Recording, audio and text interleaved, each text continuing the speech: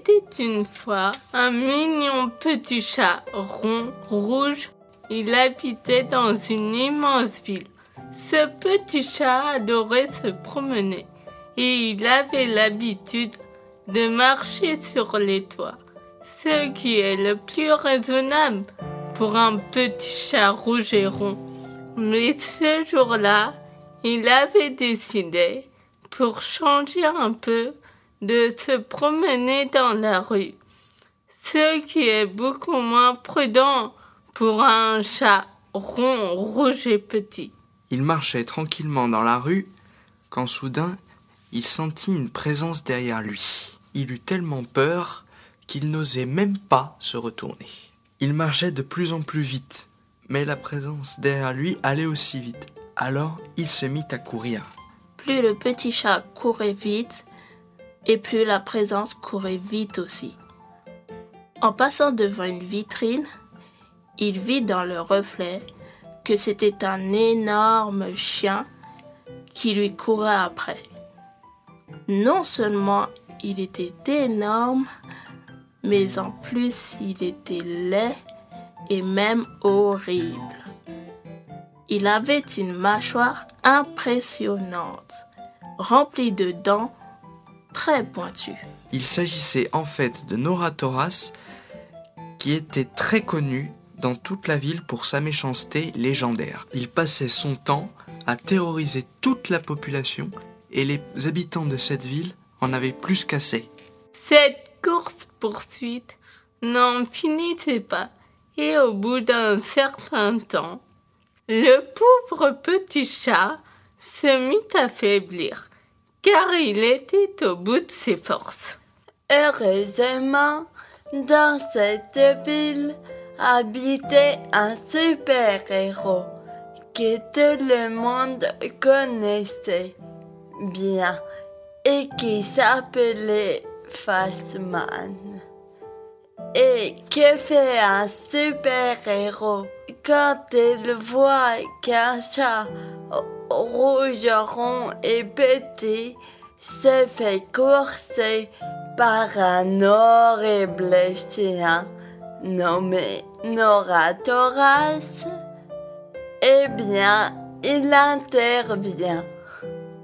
Et cela juste au moment où le chat petit, rond et rouge allait se faire croquer par ce vilain monstre de chien.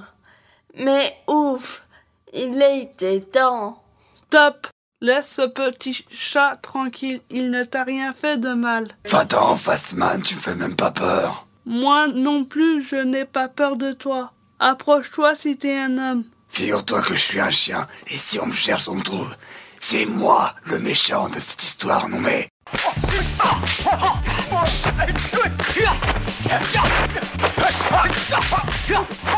Pendant ce temps-là, pour se protéger, notre petit chat rond rouge était monté tout en haut d'un très grand marronnier. Il aurait bien voulu arrêter cette bagarre qui n'en finissait pas. Mais comment faire? Soudain, il eut une idée de génie. Il se mit à lancer des marrons sur le méchant chien Noratoras. Mais ce n'était pas facile de le viser juste, car les deux bagarreurs n'arrêtaient pas de gesticuler dans tous les sens. Une fois, un marron atterrit sur le nez de Phasman, mais ce n'était pas lui que le petit chat visait. Une autre fois, le méchant Noratoras en reçut un sur la patte, mais il le sentit à peine. À force de lancer des marrons, le chat finit par en envoyer un en plein dans le mille, sur la tête du méchant Noratoras. Il avait tellement bien visé que le vilain Noratoras s'écroula tout raide d'un coup. Eh bien alors, on fait moins le malin maintenant. Mais que se passe-t-il?